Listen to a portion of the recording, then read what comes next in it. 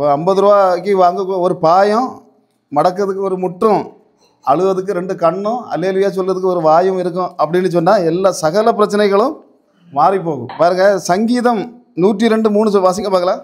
என் நாட்கள் புகையை போல் வரிந்தது. அப்போ இந்த சங்கீதம், அந்த 102வது சங்கீதம்னு சொல்லக்கூடியது ஒரு வித்தியாசமான சங்கீதம்.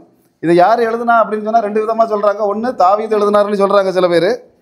ஆனால் சில பேர் என்ன சொல்கிறாங்கன்னா பாபிலோன் சிறையிருப்பில் நெகேமியா எழுதுனது அப்படின்னு சொல்லி சொல்கிறாங்க. நிச்சயமாக தாவீது எழுதலை. நேபுகாத்நேச்சார் வந்து எருசலேமின் ஆலயத்தை அழித்துட்டு போன பிறகு நிறைய பேரை அடிமைகளாக பிடித்து கொண்டு போன போது அடிமைகளாக பிடித்து கொண்டு போகப்பட்ட ஏதோ ஒரு தெய்வ மனுஷன் அங்கே இருந்த யாருன்னு சரியாக தெரியல. நெகேமியாவா இல்லை வேற யாருங்கிறது தெரியல. அதில் ஒரு ஆள் எழுதின ஒரு சங்கீதம் தான் இந்த சங்கீதம். 102வது சங்கீதம் சொல்லிச்சுல, அது ஒரு ஜபம் தான். ஃபுல்லாக வாசித்தா 28 வசனங்கள் இருக்குது. அந்த 28 வசனங்களுமே ஜபம் தான்.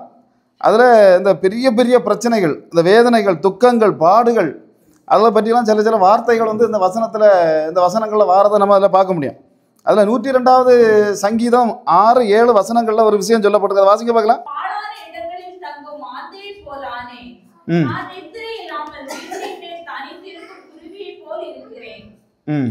முதல்ல ஒரு பறவை சொல்லியிருக்கு. என்ன பறவை? வனாந்தர நாரை. வனாந்தர நாரையை பார்த்துருக்கிறீங்களா? அதுக்கு கூடு எங்கேயாவது பார்த்துருக்கிறீங்களா? அந்த நாரைகளுக்கு கூடு வந்து நம்ம மனுஷன் எனக்கு கண்ணில் படக்கூடாத இடத்துல தான் அது என்ன செய்யும், கொண்டு கூடு வைக்கும் பொதுவாட்டை. இதுக்கு அலகுகளெல்லாம் பார்த்தோன்னா அந்த நாரைக்கு அலகு எப்படி இருக்கும்? நீண்டு இருக்கும். இது நல்ல மீனோட இப்படி குனிஞ்சு கொத்துனாலும் அது வானத்தை பார்த்து தான் அந்த மீனோடலாம் விழுங்கும். இல்லாமல் அது எப்படி அப்படியே வச்சுட்டு என்ன செய்யாது, விழுங்காது. ஏன்னா அந்த வாய்க்க உள்ள அந்த ஷேப் வந்து அது அப்படி தான். அது ஒரு வித்தியாசமான ஒரு அதில் ஒரு ஓட்டை கிடக்கும் அப்படின்னு சொல்லுவாங்க.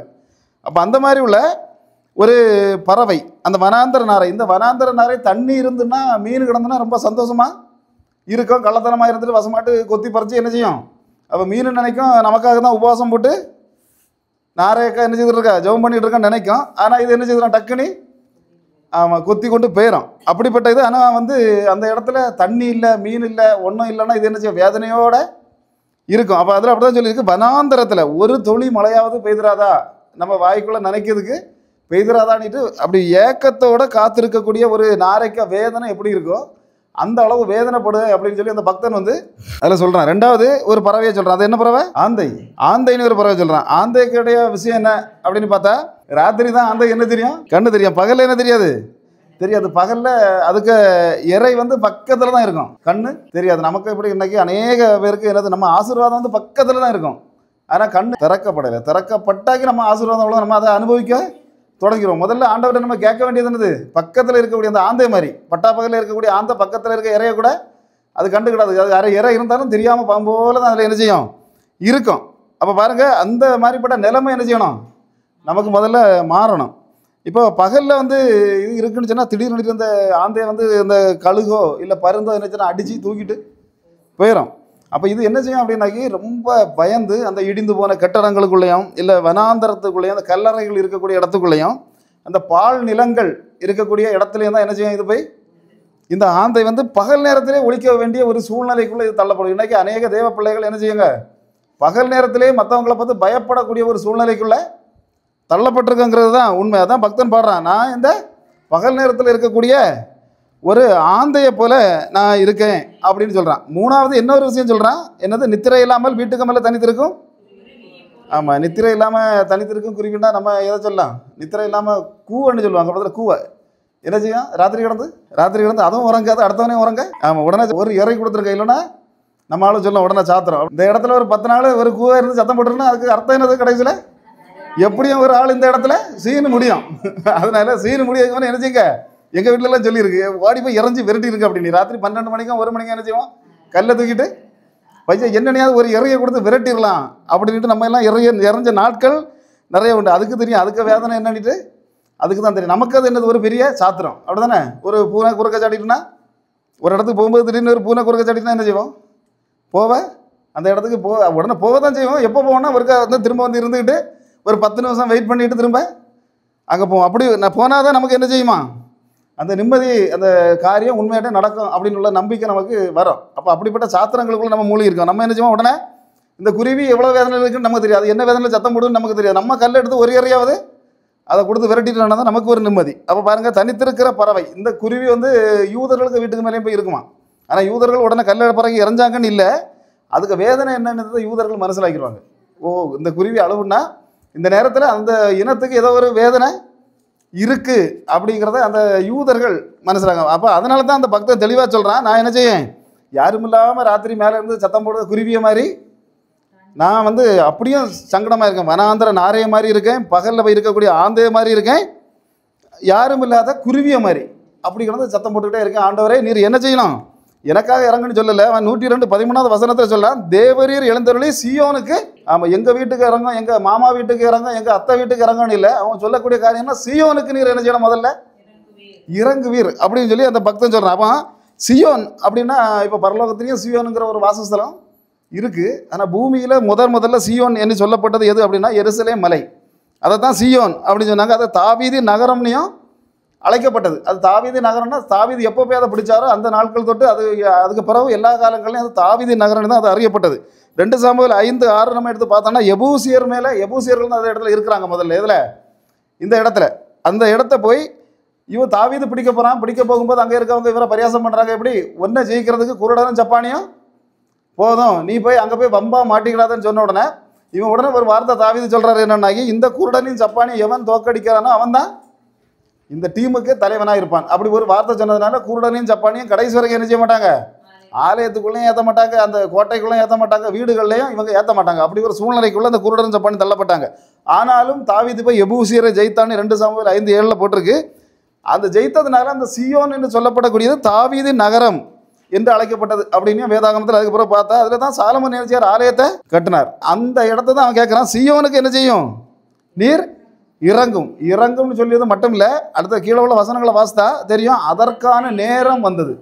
இவ்வளவு நாளும் தேவன் நமக்கு இறங்காமல் இருந்திருக்கலாம், அதுக்கான நேரம் வராமல் இருக்கலாம். இன்னைக்கு தேவன் தெளிவாக சொல்றாரு, அதற்கான நேரம் உனக்கு இறங்குங்க, இருக்கவங்களுக்கு இறங்குகிற நேரம் வந்தது. துஷ்ட பிசாசு இன்னைக்கு நம்ம காதில் சொல்லிகிட்டே இருப்பான், உனக்கு நேரம் சரியில்லை, நீ எழும்ப முடியாது, உன் குடும்பம் எழும்ப முடியாது, உன் பிள்ளைகள் எழும்ப முடியாது. தேவன் இன்னைக்கு தந்திருக்கிற வசனத்தில் தெளிவாக சொல்லுகிறார், அதற்கான நேரம் வந்தது. இனி நீ என்ன செய்வா, ஆமா, நீ இனி நாரையை போல இருக்க போறதில்லை, ஆந்தையை போல இருக்க போறதில்லை, யாரும் இல்லாத குருவியை போல நீ இனி இருக்க போவதில்லை. அப்போ இந்த மனிதனை இந்த கண்டிஷனுக்குள்ள ஆக்கக்கூடிய சக்திகளை பற்றி வேதம் தெளிவாக சொல்லுது. எப்படின்னா இந்த மாதிரி ஆந்தையை போலையோ இல்லை ஒரு குருவியை போலையோ ஒரு நாரையை போலையோ போய் பதுங்கி இருக்க செய்யக்கூடிய ஒரு 4 விதமான ஆவிகள். இந்த 4 விதமான ஆவிகளையும் எந்த மனிதன் ஜெயிக்கிறானோ அவன் இந்த இடத்துலையும் பிரகாசிக்க முடியும், பரலோக ராஜ்யத்திலையும் நிச்சயமாக அவனுக்கு இடம் கிடைக்கும். அப்போ அந்த 4 விதமான ஆவிகள் என்ன அப்படின்ட்டு பவுல் அப்படித்தானே இயேசு கிறிஸ்துவுக்கு அடுத்த பெரிய ஊழியக்காரர். இந்த வேதாகமத்தில் புதிய ஏற்பாடு எடுத்து பார்த்தாக்கி இயேசு கிறிஸ்துவுக்கு அடுத்தது பெரிய ஊழியக்காரர்னா பவுல்.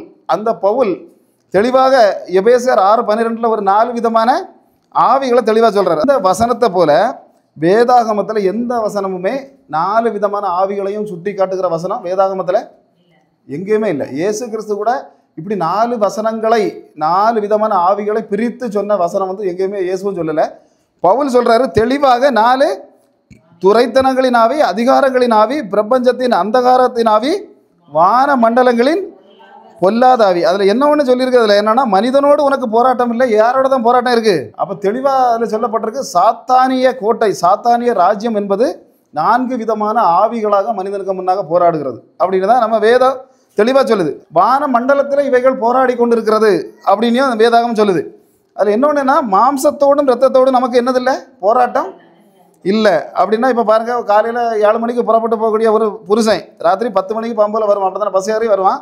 மனைவி இங்கே இருந்துட்டு என்ன சொல்லுவான், உன் தம்பி என்ன கட்டாரத்தை போட்டு பேசிட்டான், நீ ஒரு வெட்டினாலும் அவனை வெட்டையிலனா எனக்கு நிம்மதி இருக்காது. இவன் என்ன செய்வான், உடனே விடிய காலம் பல்லு கூட தேய்ச்ச மாட்டான், எழுப்பி அவனை ஒரு அருவாளை தூக்கிட்டு வெட்டுறதுக்கு போவான். ஆனால் அந்த தம்பிக்க கிட்ட வியாபரிச்சது என்னது தான், மாமிசத்தோடும் ரத்தத்தோடும் நமக்கு என்னதில்லைன்னு சொல்லு வேதாகமம், போராட்டம் இல்லை. அவங்க மேலே தப்பு இல்லை, அவங்க கிட்ட இருக்கக்கூடிய ஒரு துஷ்ட ஆவி தான் அவனை என்ன செய்யுது, இப்படியாக அவனை செய்ய வச்சிருக்கு, அவனை கெட்ட வார்த்தை பேச வச்சிருக்கு. இப்போ இன்றைக்கி ஒரு பெரிய பிரச்சனையை உண்டாக்கணும்னா வேறு ஒன்றும் செய்யண்டாம்.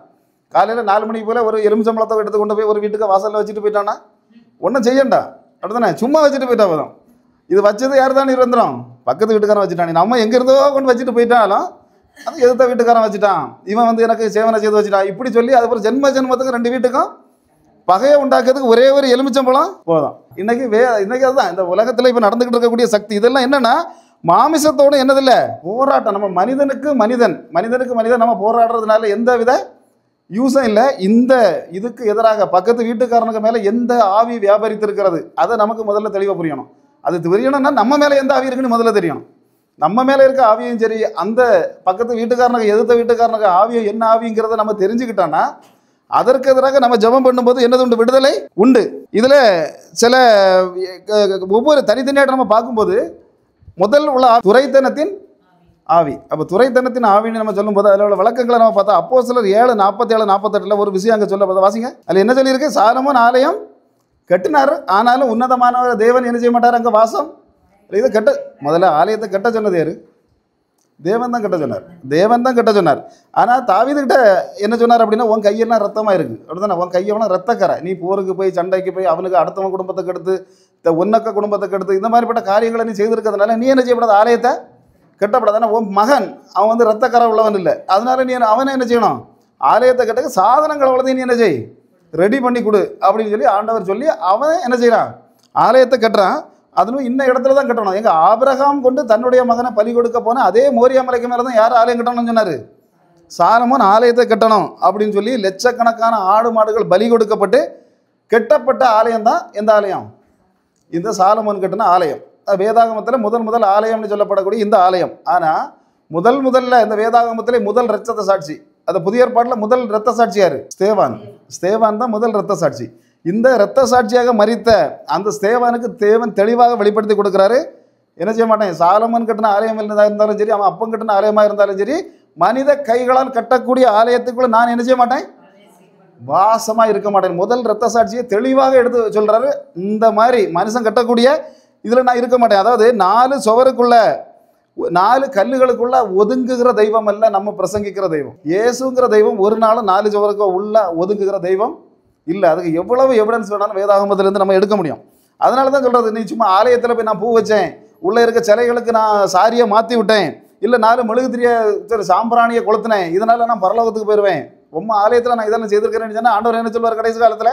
ஒன்றும் தெரியாது எனக்கு, இல்லையா? நீ என்னத்தை கொளுத்தினாலும் மனித கைகளால் இப்போ செய்தப்பட்டிருக்க ஆலயத்தில் நீ எவ்வளவு கோபுரத்துக்கு மேலே கோபுரம் கட்டி வந்தாலும் அங்கே நான் வாசம் பண்ணுவது இல்லை. அப்போ என்னன்னா, இந்த விக்கிரகங்களுக்கு மேலே ஏறி இருக்குது அதிகாரம் செலுத்துகிற ஆவி தான் என்னது? எந்த ஆவி? துரைத்தனத்தின் ஆவி. இந்த ஆவி எப்படியெல்லாம் வேலை செய்யும் அப்படின்னு கேட்டால், தேவன் எத்தனை கட்டளைகளை கொடுத்தார்? 10 கற்பனைகளை கொடுத்தார். அப்போ 10 கற்பனைகளையும் 2வது கற்பனையே என்ன சொல்லப்பட்டிருந்தது? சொரூபம் செய்யக்கூடாது, விக்கிரகம் செய்யக்கூடாது, என்னை போலவும் நீ என்ன செய்யக்கூடாது? நான் இயேசுவை போல தான் செய்தேன்னு சொன்னாலும் இயேசுவை போல என்ன செய்யக்கூடாது. அப்போ விக்கிரகம் செய்யக்கூடாது அப்படிங்கிறத முதல்ல விக்கிரகங்கிற வார்த்தையை எங்கே கொண்டு வரேன்னா, யாத்திராகமம் 20வது அதிகாரம் 4வது வசனத்தில் தான் விக்கிரகம்னு வார்த்தை வேதாகமத்தில் வருது. எங்கே முடியுது அப்படின்னா, வெளிப்படுத்தின விஷயம் 22:15 அந்த விக்கிரகங்கிற வார்த்தை முடியுது. அதுக்கப்புறம் விக்கிரகங்கிற வார்த்தை இல்லை. அதில் என்ன சொல்லப்படுகிறதுனா, விக்கிரக ஆராதனை உன்னை நரகத்தில் தள்ளும் அப்படின்னு முடியுது. அது பாருங்க, விக்கிரமம் நீ சொல்லப்படக்கூடிய வார்த்தை பழைய ஏற்பாட்டில் 166 முறை சொல்லப்படுகிறது, புதிய ஏற்பாட்டில் 39 முறை, மொத்தத்தில் 205 முறை விக்கிரகம். இந்த விக்கிரகத்தை செய்யணிட்டு ஒரு வசனத்தில் கூட சொல்லலை. அவ்வளோ வசனமும் என்ன சொல்லியிருக்கு? விக்கிரகம் செய்யக்கூடாது. 2வது சொல்லுவாங்க, நான் சொரூபம் தானே செய்கிறேன், விக்கிரகம் செய்யலை. அப்போ யாத்திராகமம் 20 நாளில் தான் சொரூபங்கிற வார்த்தை தொடங்குது. வெளிப்படுத்தின விசேஷம் 20 நாளில் சொரூபங்கிற வார்த்தை முடியுது. அதுக்கப்புறம் சொரூபங்கிற வார்த்தை இல்லை. அதில் என்ன சொல்லுது அப்படின்னா, சொரூபத்தை வணங்காதவர்கள் இயேசுவோடு 1000 வருஷம் அரசாழ்வார்கள். அப்போ சொரூபம் செய்யக்கூடாது. எல்லா வசனமே பழைய ஏற்பாட்டில் 3 வசனத்தில் தான் சொல்லப்பட்டிருக்கிறது சொரூபம்ங்கிற வார்த்தை. புதிய ஏற்பாட்டில் 11 வசனங்களில் சொல்லப்பட்டிருக்கு. அவ்வளோ வசனங்களையும் சொல்லியிருக்கு, நீ என்ன செய்யாத? சொரூபத்தை செய்யாதே, அதை வணங்காதே. அதுதான் வேதம் சொல்லுகிறது. சில உடனே சொல்லுவாங்க, நாங்கள் சிலை தான் செய்கிறோம். எது செய்யலை? விக்கிரகம் செய்யலை, சொரூபம் செய்யலை, நாங்கள் என்ன செய்கிறோம்? சிலை செய்கிறேன். யாத்திராகமம் 23, 24 தொடங்குது, அதை உடைத்து போடுன்னு தொடங்குது. என்ன? சிலையை உடைத்து போடு. அப்போஸ்தலர் 19:35 சொல்லுது சிலைங்கிற வார்த்தை கடைசியில் முடியுது. அதுக்கு பிறகு சிலைங்கிற வார்த்தை இல்லை வேதாகமத்தில். பழைய ஏற்பாட்டில் 52 முறையும் புதிய ஏற்பாட்டில் ஒரே ஒரு முறையும் இந்த சிலைங்கிற வார்த்தை சொல்லப்படுது. ஒரு தடவை கூட நீ சிலை செய்யலான்ட்டு வேதாகமத்தில் எழுதப்படவே இல்லை. விக்கிரகங்கிறது 205 தடவையும், இந்த சொரூபங்கிறது 14 முறையும், இந்த சிலைங்கிறது 54 முறையும் வரிசையாக சொல்லப்படுகிறது. மொத்தத்தில் 279 முறை இது சொல்லப்படுகிறது. இந்த 3 என்ன செய்யக்கூடாது? சொரூபமும் செய்யக்கூடாது, விக்கிரகமும் செய்யக்கூடாது, சிலையும் செய்யக்கூடாது. ஆனால் அதைத்தான் செய்கிறாங்க. அதுக்கு மேலே ஏற இருக்கக்கூடிய ஆவி தான் என்ன ஆவி? துரைத்தனத்தின் ஆவி. அப்போ முதல்ல விரட்ட வேண்டிய ஆவி நம்ம வீடுகளுக்குள்ளேருந்து இந்த ஆவி நம்ம வீடுகளுக்குள்ளே வியாபரிச்சுட்டு இருக்கோம். ஒரு விக்கிரகத்துக்கு ஆவி வியாபரிச்சுட்டு இருக்கோம். அதுக்கும் நமக்கு எப்பவுமே ஏதோ ஒரு கனெக்ஷன் இருந்துகிட்டு இருக்குன்னா என்ன செய்யாது? குடும்பத்தில் நிம்மதி வராது. முதல்ல என்ன செய்யணும்? தூக்கி வெளியே போகிறோம். நாங்கள் ஒரு இடத்துல இங்கேருந்து பிரிஞ்சு போனோடனே வந்து ஒருத்தர் தேடி வந்தார், ஃபாதர் தேடி வந்தார். இங்கே வச்சிருந்த ஃபோட்டோ எல்லாம் எங்கே நான் அந்த வலைக்குள்ளே கிடக்கு, அந்த வலைக்குள்ளே கிடக்கு, அவ்வளோதான். நீங்கள் எல்லாம் ஏன் இப்படி எல்லாம் பண்ணுறீங்க, சும்மா மற்றவங்க பார்க்கணும்னாலும் வச்சிருக்க வேண்டியதானே அப்படின்ட்டு. அதெல்லாம் நமக்கு என்னது இல்லை, தேவை இல்லை. ரெண்டாவது ஒரு ஆவிகள் போட்டிருக்கு. என்ன ஆவி?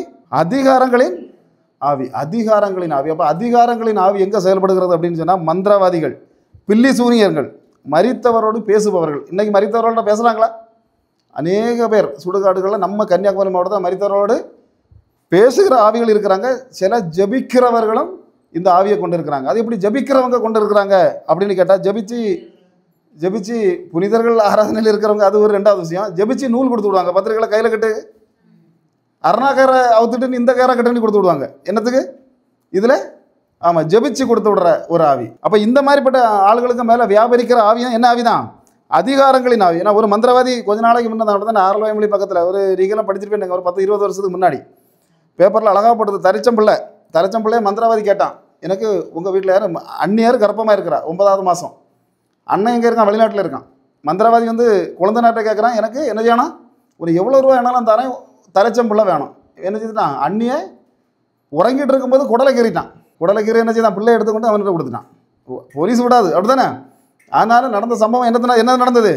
இப்படிப்பட்ட காரியங்கள் இந்த ஆவிகள். நான் ஆந்திர மாநிலத்தில் சமீபத்தில் தான் பேப்பரில் வந்துருது. மந்திரவாதி ஒருத்தன் போய் என்ன சொன்னான்னா, உன்னுடைய குடும்பத்தில் உள்ள நோய், உன்னுடைய கஷ்டம், பண கஷ்டம் எல்லாத்துக்குமே காரணம் என்ன அப்படின்னா, உன்னுடைய பிள்ளைகளுடைய ரத்தத்தை எடுத்து நீ என்ன செய்யணும், அதை எடுத்து அர்ச்சனை பண்ணணும். அர்ச்சனை பண்ணினா மட்டும்தான் உன் குடும்பத்துக்கு ஒரு நிம்மதி கிடைக்கும், மீதி இருக்க பிள்ளைகள்லாம் நல்லா வாழ்வாங்க, உன் குடும்பம் நல்லா இருக்கும், நீ பணத்தில் பெருகலாம் அப்படின்னு சொன்னோன்னா, மூத்த பிள்ளையை பிடிச்சிட்டு போய் காட்டில் வச்சு கழுத்தை அறுத்து எடுத்து அந்த ரத்தத்தை பாட்டில் எடுத்து அர்ச்சனை செய்த ஒருத்தனை. இதுதான் என்னது? என்ன ஆவி? அதிகாரங்களின் ஆவி. அப்போ இப்படிப்பட்ட ஆவிகள் நம்மகிட்ட கூடுதல் வாய்ப்புகள் குறைவு. அப்படிதான் நமக்கு அதே நம்ம ஆண்டவருக்குள்ளே வந்து ஸ்நானப்பட்டு எல்லா காரியங்களும் செய்ததுனால இந்த அதிகாரங்களின் ஆவி கண்டிப்பாக நம்மளை மாதிரிப்பட்ட ஆட்கள்கிட்ட அது தாக்காது. அது மற்றபடி உள்ள ஆவிகள் தான் தாக்கும். மூணாவது ஒரு ஆவியை போட்டிருக்கு. என்ன ஆவி? அந்தகார லோகாதிபதிகளின் ஆவிகள். அப்போ அந்தகார லோகாதிபதியின் ஆவிகள் தான் எப்படிப்பட்டது? இந்த உலகத்தை கலக்கி கொண்டிருக்கிற ஆவிகள். என்ன ஆவி? அந்தகார லோகாதிபதிகளின் ஆவிகள். இந்த ஆவிகளை வந்து இயேசு கிறிஸ்து தன்னுடைய சீசர்களுக்கு என்ன செய்தார்? காட்டி கொடுத்தார். நிறைய விஷயங்களை சொன்னார். வசனத்தில் சொன்னார், நீங்கள் பயப்படாதுங்க, என்ன காரியங்கள் நடக்கத்தான் செய்யும் அப்படி சொல்லிகிட்டே இருந்த ஆண்டவர் சொன்னார், நான் பரலோகத்தில் போய் உங்களுக்கு அநேக வாசஸ்தலங்கள் உண்டு, அதில் உண்டை உங்களுக்கு ஏற்படுத்த போகிறேன் அப்படின்னு சொன்ன தேவன் அதே அதிகாரத்தில் 14:30 ஒரு வார்த்தை தேவன் சொன்னார், உலகத்தின் அதிபதி வருகிறான், அவனிடம் என்னிடத்தில் ஒன்றுமில்லை. அப்போ யோவான் சுவிசேஷத்தில் மட்டும்தான். இந்த வேதாகமத்தில் 66 புஸ்தகங்கள் எங்கே தேடினாலும் இந்த உலகத்தின் அதிபதினி சாத்தானை சொல்லுகிற ஒரே புஸ்தகம் இதுதான், இந்த யோவான் சுவிசேஷம் மட்டும்தான். இதில் 3 முறை உலகத்தின் அதிபதினி சாத்தானே சொல்லப்பட்டிருக்கிறது. எதெல்லாம்னா யோவான் 12:31, யோவான் 14:30, யோவான் 16:11. இந்த 3 வசனங்களையும் உலகத்தின் அதிபதி அப்படின்னு சொல்லி இயேசுவை சொல்லலை. இயேசு யாரை சொல்றாரு? சாத்தானை. அப்போ இந்த உலகத்தின் அதிபதி இயேசு கிட்ட வந்து ஒரு தடவை கூப்பிட்டான். ஆமாம், கூப்பிட்ட விஷயத்தை வந்து 3 சுவிசேஷர்கள் எழுதியிருக்காங்க. யாரெல்லாம் எழுதியிருக்காங்கன்னா, மத்தேயு, மார்க்கு, லூக்கா, 3 பேரும் எழுதியிருக்காங்க. எழுதினாலும் மார்க் வந்து சிம்பிளா எப்படி எழுதிட்டாரு? தேவன் வந்து உபவாசம் இருக்க போன இடத்துல அழகையால் சோதிக்கப்பட்டார், இவ்வளவு தான் எழுதி அவர் முடிச்சிட்டார். ஆனால் இவங்க 2 பேரும் மத்தேயுவும் லூக்காவும் அந்த விரிவாக அந்த விஷயத்தை எழுதுறாங்க. அதில் லூக்கா அட்டகாசமாக எழுதுவார். அது என்ன போட்டிருக்கு அப்படின்னு சொன்னால், அந்த பிசாசு வந்து ஆண்டவர் என்ன சொல்கிறாங்கன்னா, அந்த உலகத்தை முழுசையும் காட்டிட்டு இதெல்லாம் எனக்கு கொடுக்கப்பட்டிருக்கிறது, எனக்கு விருப்பமானவனுக்கு அதை கொடுக்கும், அவனுக்கு விருப்பமானவனுக்கு அவன் என்ன செய்வானா? இன்றைக்கி ஐஓபி பேங்க்லேயும் போட்டு, இந்தியன் பேங்க்லேயும் போட்டு, இந்தியன் ஓவர்சீஸ்லேயும் போட்டு, மீதி பணத்தை கொண்டு நம்ம சுவிஸ் பேங்க்கில் போட்டுடலாம் அப்படின்னு யோசிச்சுட்டு இருக்கவன் எல்லாம் சிந்திக்கணும், உனக்கு தாரது யாரு? இயேசு இல்லை, பிசாசு, உலகத்தின் அதிபதி, அவனுக்கு விருப்பமானவன். அதாவது இன்றைக்கி 1000 கோடி இருக்குது, 2000 கோடி இருக்குது அப்படி சொல்லுறவன் எல்லாம், என் சபைக்குள்ளே இன்றைக்கி 2000 கோடி வச்சுருக்கேன், 3000 கோடி வச்சுருக்கேன் அப்படின்னு சொல்லிட்டு ஏமாற்றிக்கிட்டு நான் மலேசியாவில் போய் வாடகை வீட்டில் தங்கி இருக்கேன்னு சொல்லுகிறவன் எல்லாம் எந்த ஆவியோடு இருக்கான்? இந்த சாத்தான் கொடுத்த ஆவி. 3000 கோடி இன்னைக்கு யாருக்கு வேணும்னு கேட்குறேன். ஒரு 1 கோடி ரூபா வச்சுருப்பா, 2 கோடி ரூபா வச்சுருப்பா, 1000 கோடி 500 கோடி உனக்கு சபைக்கு எதுக்கு? நீ இந்த மாதிரி இன்றைக்கி வாரி கூட்டி கட்டி வைத்து கொண்டு என்ன பண்ணியிருக்காங்க? அப்போ தேவன்கிட்ட தெளிவாக இந்த பேசாங்க, எனக்கு பிடித்தமான எவனோ அவனுக்கு நான் என்ன செய்கிறேன்? அள்ளி கொடுக்குறேன். ஆண்டவர் வந்து இப்படி கோடிக்கணக்கில் வாரி ஆண்டவர் அவர் சொன்னார், ஐஸ்வர்யவான் எங்கே போக மாட்டானா?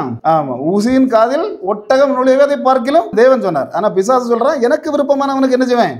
அள்ளி கொடுப்பேன். அது வந்து வேற யார்ட்டும் சொல்லல, அவன் இயேசுகிட்ட தான் சொன்னான். இப்போ பார்த்தா இன்னைக்கு ஆஃபீஸில் ஆயிருக்கலாம், இல்லைன்னா வட்டி மீட்டர் வட்டி கொடுக்கவனா இருக்கலாம், சபைக்கு பேரில் வட்டி கொடுக்க, சபைக்கு பேர்லையும் இன்னைக்கு வட்டிக்கு கொடுக்குறாங்க. அப்போ இப்படிப்பட்ட காரியங்கள் எல்லாம் யாரால நடக்குகிறது? கோடிகளை கையில் வச்சு உருட்டிட்டு இருக்கவங்களுக்கு எல்லாமே கொடுக்கறது எல்லாம் சொல்லுவாங்க, தேவன் தந்தார் தேவன் தந்தார் தேவன் தந்தார் சாட்சியெல்லாம் சொல்லிட்டு இருப்பாங்க. ஆனால் வாரி கொடுக்கறது மொத்தமே யார் தான்? ஆமாம், இந்த பிசாசு தான். பிசாசு தான் இயேசுக்கிட்டேயும் சொன்னான். இயேசு உடனே காதுக்குள்ளே போய், அவன் இல்லை உனக்கு நான் தாரேன்னு சொன்ன உடனே காதுக்குள்ளே போய், இங்கே பாரு, ஒரு காரியம் நீ செய், ஒரு மேசையை போட்டுக்கிட்டு பின்னால் சேரை போட்டுக்கிட்டு இருந்துக்க, நான் யாருக்கும் தெரியாமல் அப்படியே தவழ்ந்து வந்து உன் காலை ஒரு தடவை தொட்டுட்டு போயிருந்தேனே சொன்னார் இயேசு. அவன் என்ன சொன்னான்? முதல்ல என்னுடைய காலை நீ என்னை வணங்கினால் உண்மை அனைத்தையும் இதை அனைத்தையும் உமக்கு தருகிறேன். அவன் ஈஸியாக சொன்னான். இயேசு உடனே மேசையை பின்னால் வந்து இருந்துக்கப்பா, நான் வந்து தவழ்ந்து வந்து ஒரு காலை தொட்டு ஒரு தடவை மட்டும் கும்பிட்டு அவ்வளோத்தையும் நான் வாங்கிட்டு போயிருந்தேன்னு இயேசு சொல்லலை. ஆனால் இன்னைக்குள்ள அரசியல்வாதிகள் என்ன செய்வாங்க பார்த்துருக்கிறீங்களா? அப்படி சேரை போட்டு அங்கே இருந்து ஊந்து வந்து ஆமாம் தொட்டு, அது ஒரு பதவிக்காக. அப்போ பாருங்க, இயேசு அப்படி செய்யலை. ஒற்ற வார்த்தை நோ நோ அப்படின்னு ஆண்டவர் தெளிவாக சொன்னார். பிதாவை மட்டும்தான் என்ன செய்யணும்? வணங்கணும். வேற யாரையும் நான் என்ன செய்ய மாட்டேன், வணங்க மாட்டேன்டா அப்படின்னு சொல்லி அவனை விரட்டி விட்டார். அதுதான், அந்த மாதிரி தான் தேவ பிள்ளைகள் இருக்கணும் அப்படிங்கிறத தேவனனை சொல்கிறார். இந்த ஆவி எப்படி செயல்படும் அப்படின்னு கேட்டால், தானியேல் 10:13 ஒரு விஷயம் போட்டிருக்காரு. தானியேல் போய் என்ன செய்தான்? 3 வேளையும் நல்லாக சாப்பிட்டான்னு இல்லை, 3 வேளையும் ஜெபம் பண்ணி கொண்டிருந்தான். உபவாசம் பண்ணி என்ன செய்திருந்தான்? ஜெபம் பண்ணிட்டு இருந்தான் 21 நாட்கள். அப்போ 21 நாட்களும் இவனுக்கு என்னது வரல? பதில் வரல. அப்போ 21 நாள் கடுமையான ஜெபம். பெரிய தீர்க்கதரிசி, பெரிய தீர்க்கதரிசி, பெரிய தீர்க்கதரிசன புஸ்தகத்தை எழுந்த தீர்க்கதரிசி 21 நாள் ஜெபம் பண்ணியாச்சு. 21 நாள் பதில் வரல. நீ பதில் வராமல் ஜெபம் பண்ணிட்டு இருக்கும்போது திடீர்னு பதில் கொண்டு வரான். யார் கொண்டு வரா? தூதன், கபிரியல் தூதன் பதில் கொண்டு வரான். பதில் கொண்டு வந்தவன் சொன்ன வார்த்தை என்னன்னா, எப்பா நீ என்னைக்கு ஜெபத்தில் இருந்தே அன்னைக்கே நான் பதில் தரதுக்கு ஆண்டவர் என்ன அங்கேருந்து பரலோகத்தில் இருந்து அனுப்பிட்டாரு. ஆனால் இடையில ஒரு சக்தி, என்ன சக்தி? ஒரு சக்தி என்னை தடுத்து நிறுத்தினது அப்படின்னு சொல்கிறான். அப்போ அதை தடுத்து நிறுத்தின சக்தி இருந்ததுனால அதை போட்டிருக்கு பெர்சிய அதிபதி. அப்போ பெர்சிய அதிபதிங்கிறது, அதாவது ஒவ்வொரு நாடுகளுக்கு எதிராக போராடுகிற ஒரு பெரிய அதிபதி உண்டு, ஒரு பஞ்சாயத்துக்கு எதிராக போராடுகிற அதிபதி உண்டு, ஒரு மாநிலத்துக்கு எதிராக போராடுகிற அதிபதி உண்டு. இந்த எல்லாத்துக்கும் தலைவனாகத்தான் இந்த சாத்தானுங்கிற இன்னைக்கு இந்த ஊருக்கு எதிராக போராடுகிற சக்தி உண்டு, இந்த வீட்டுக்கு எதிராக போராடுகிற சக்தி உண்டு. அப்போ பாருங்க, பெர்சிய நாட்டுக்குள்ளே தான் இவன் யார் இருக்கா? தானியேல் ஜெபிக்கிறான். பெர்சிய அதிபதிங்கிற ஒரு அந்தகார சக்தி யாரை தடுக்குது? நம்மளை தடுக்கலை, ஒரு மனுஷனை தடுத்தானே இல்லை, பரலோகத்திலிருந்து வந்த வானதூதனை அந்த இடத்துல அந்த இடத்துல 21 நாள் அவன் அசைய முடியாதபடி பிடிச்சு நடத்தின ஒரு சக்தி. அப்போ எவ்வளவு பெரிய மோசமான சக்தி பாருங்க. அந்த சக்தியை அடித்து வீழ்த்ததுக்கு யார் தான் திரும்ப வந்தா? மிகாவேல் தூதன் வந்து அதுக்கு கூட யுத்தம் செய்து அவனை அதை விரட்டுற பிறகுதான் அந்த தூதனால் இங்கே கடந்து வர முடிஞ்சது. அப்போ பாருங்க, மேலே நின்று போராடுகிற சக்தி. இதை தான் சில பாஸ்டர்மார் இன்னைக்கு என்ன செய்யாங்க? நாங்கள் இவர்களை கட்டுகிறோம். அந்தகார சக்திகளை என்ன செய்வாங்களா? இதை கட்டுறதுன்னு தாலி கட்டுறது மாதிரி நினைச்சிருக்காங்க. இப்போ அதெல்லாம் ஒன்றும் நடக்காது. என்ன பாருங்க, பாட்டிலுக்குள்ள அடைக்கிற பாஸ்டர்களை நம்ம பார்த்துருக்கேன். எப்படி பாட்டிலுக்குள்ள அடைக்க பாஸ்டர்களை பார்த்துருக்கீங்களா? யார்கிட்ட இருக்க பிசாசு அந்தகார சக்தியை நான் எடுத்து என்ன செய்யறான்? இவரு பிடுங்கி தூக்கி கொண்டு உள்ள வச்சு அடைச்சி பூட்டி போட்டு வைக்கிறான். அல்லேலூயா. இயேசு கூட வேதாகமத்தில் ஒரு சக்தியும் கட்டி வைக்கல. நீ எந்த இடத்துல பாருங்க, வேதாகமத்தில் எங்கேயாவது இயேசு கட்டி வச்சாரா? வரக்கூடிய பிசாசுன்ற சொன்னாரு, எங்கே போகணுமா நீ அதிகாரம்? அவர் இந்த பூமியில் வாழ்ந்த காலங்களில் தேவன் கூட ஒருத்தர கூட என்ன செய்யல, ஒரு அசுத்தாவியை கூட அவர் கட்டி வைக்கல. நீ போன்னு சொல்லி விரட்டி விட்டார். இவனை பார்த்து சொன்னார், போப்பாலே சாத்தானே, அவனை விரட்டி தான் விட்டாரே தவிர ஒன்றை பிடிச்சி நான் கட்டுறேன்டான்னு சொல்லி எருசலேமில் பிடிச்சி கட்டி வைப்பண்ணியோ இல்லை யூதியாவில் பிடிச்சி கட்டி வைப்பண்ணியோ இயேசு என்ன செய்யலை. இப்போ இருக்க பாஸ்டர்மாரெல்லாம் அவ்வளோ வரும் பிடிச்சி, ஆமாம் நான் பாளையங்கோட்டையில் கட்டி வைக்கேன், மதுரையில் கட்டி வைக்கேன், அல்லேலூயா ஆணிக்கடையில் அடித்து வைக்கேன். அப்போ இதெல்லாம் என்ன நடக்காது?